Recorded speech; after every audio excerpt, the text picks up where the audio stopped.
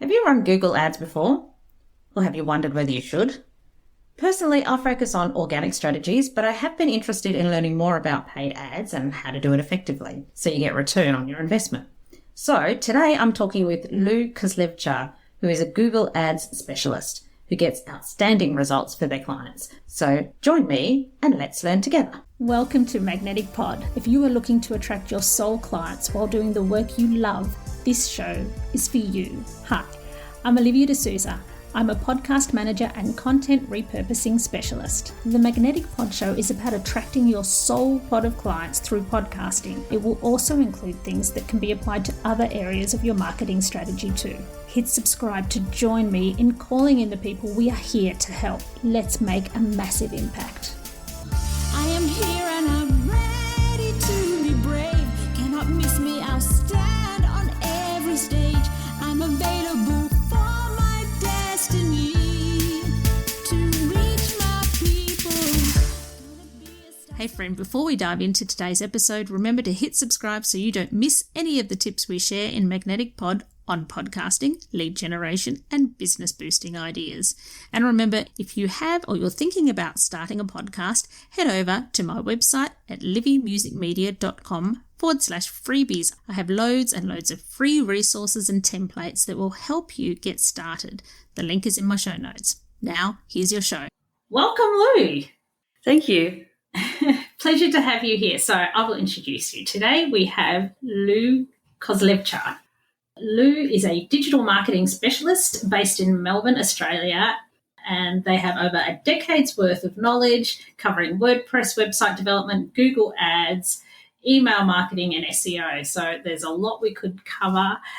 So you do cover a lot there. You cover, obviously, the paid ads and SEO and lots of things. You mentioned wanting to focus on paid ads, which I am happy to do because it's not something I specialise in, and I have heard it can, well, I basically want to learn about it. I'm not going to say what I've heard. I want to learn from you.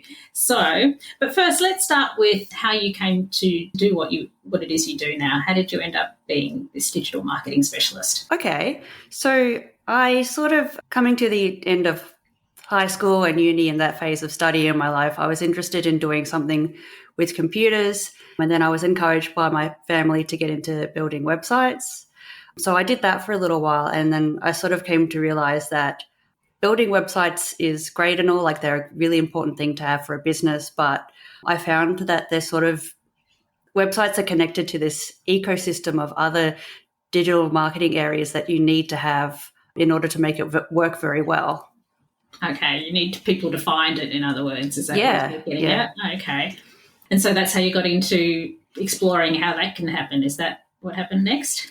Yeah, when you are setting up websites, it sort of becomes necessary to understand how you need to optimize it and get it to work for things like Google search and Google search ads. Because if you don't do it right, then, your website's not going to show up. Okay. And so how is it that you're helping people these days? Mainly focused on, Google search ads, a bit of display and shopping and tiny bit of video ads as well.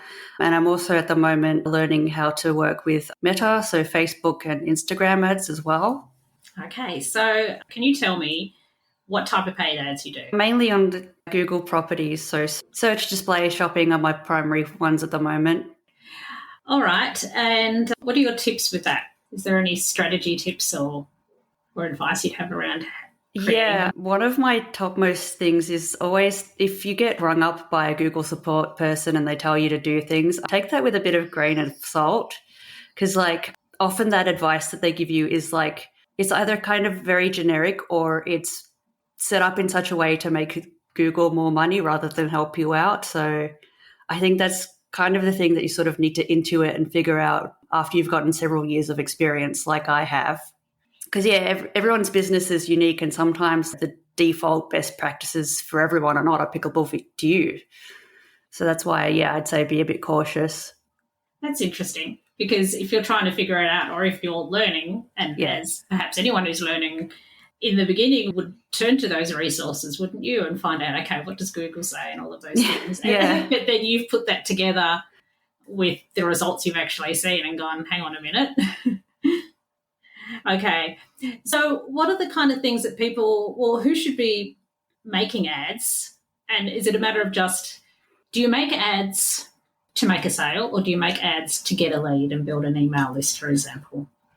Oh, you can do either of those things. So, yeah, it's not uncommon to use it in such a way to generate awareness for your brand or consideration, take people to a landing page with some kind of small offer just to get them to try you out, and then put them on your email database. And then, yeah, you can make it a bit more direct and say if you've got an online shop, you could put your ads straight up onto the Google shopping search results and get more people to see those products that they otherwise wouldn't have seen if you weren't using Google. Okay. All right. So you wouldn't necessarily, so you'd have to have a strategy behind it, I imagine. So you might either have that you've got products and that you make sure that you get seen, and hopefully people can go ahead and buy those products that are coming up, or a low end offer or a lead magnet or something like that. Yeah. Okay. Say someone does click on an ad for like a lead magnet or a low end product or something like that, and then they get that. Do you help with what happens after that as well? Or you just set up the ad? Or I guess that kind of depends. If you want to say go into the realm of like follow-up emails and that sort of things, I sort of understand like what you need and what's involved, but I might sort of refer you to an email specialist to get that done. Mm-hmm. Yeah, similarly with copywriting, for example, like I can put together what we want the ads to say, but if you want like more enticing sales copy in an email or something like that, I might say, hey, look, I think that a copywriter might be better suited to write that sort of thing.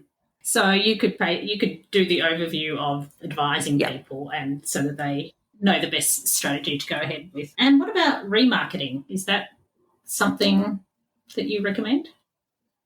Yeah, that's definitely very important.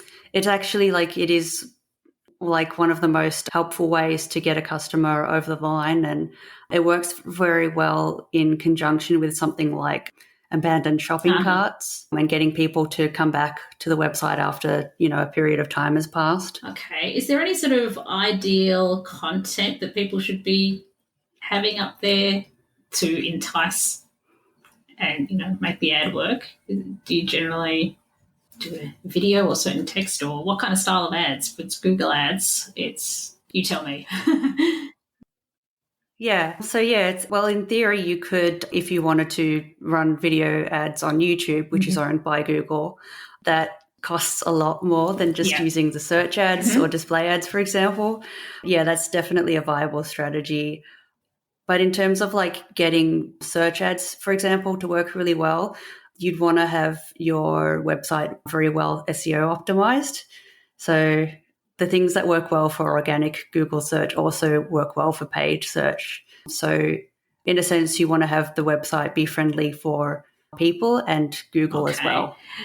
So the ads would then speed up the SEO efforts, I guess. Would that be fair to say?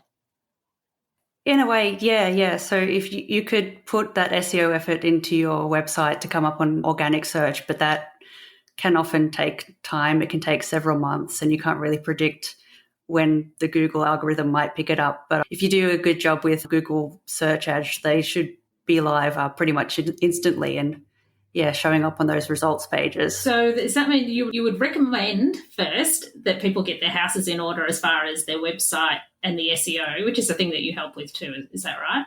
Get your home in order and then send people to it. Is that...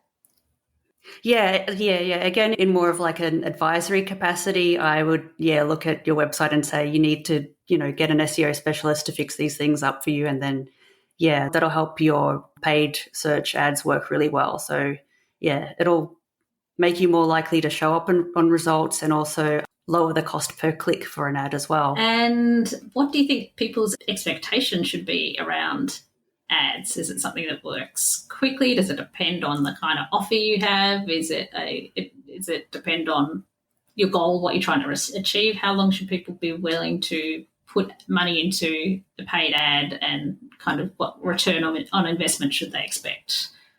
I know that's a whole lot. How long is a piece of string thing? But just in general, your thoughts on people's expectations versus how you think best practice is?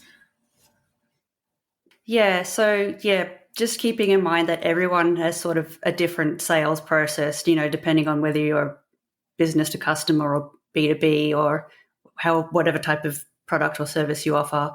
But yeah, most people should consider, say, a 3 to 6 month commitment.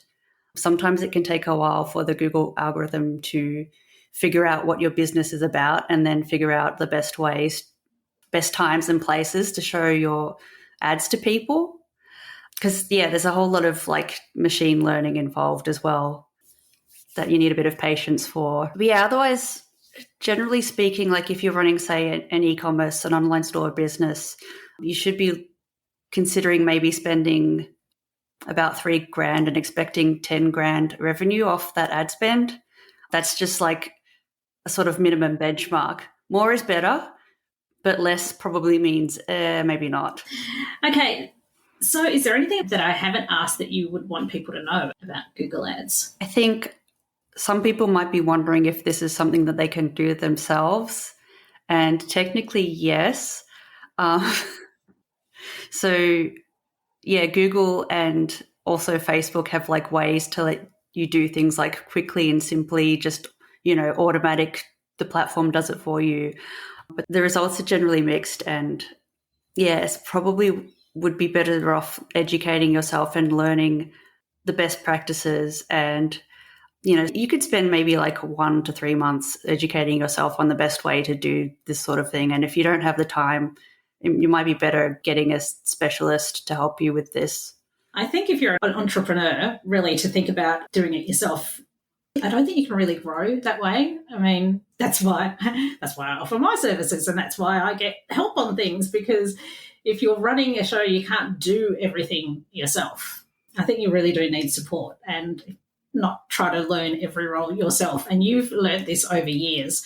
So I think it makes a lot of sense what you're saying to outsource and bring in the best, because in the end, I think that works out cheaper than wasting your time and your money on ads, and your time is worth money and the results are worth money. So oh yeah, that's right. I think I heard someone in my industry say that she did the math, and the cost of hiring, say, an agency to do your digital marketing for you works out less than hiring an in-house person. Oh, really?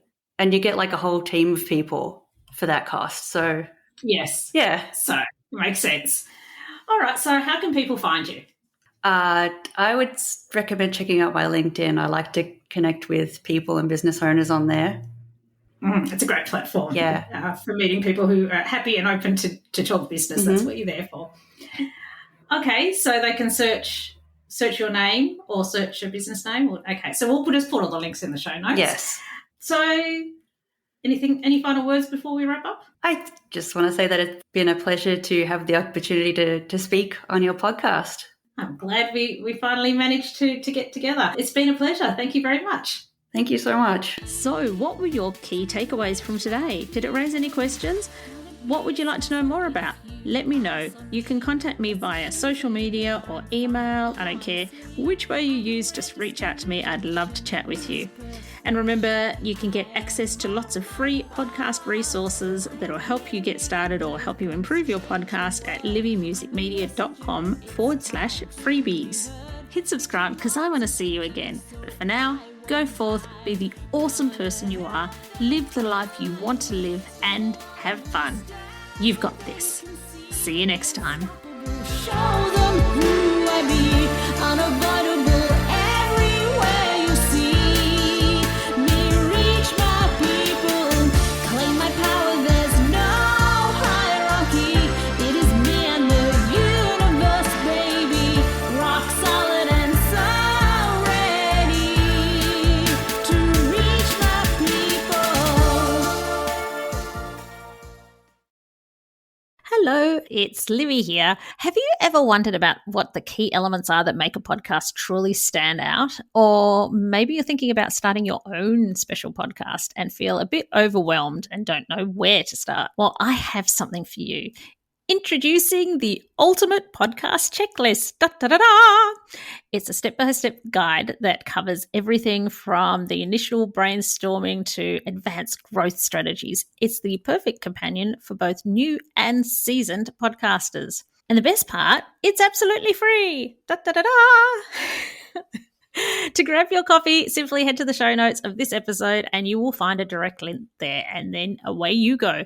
Remember, every podcast started with that initial spark and the right resource, so let the ultimate podcasting checklist be yours.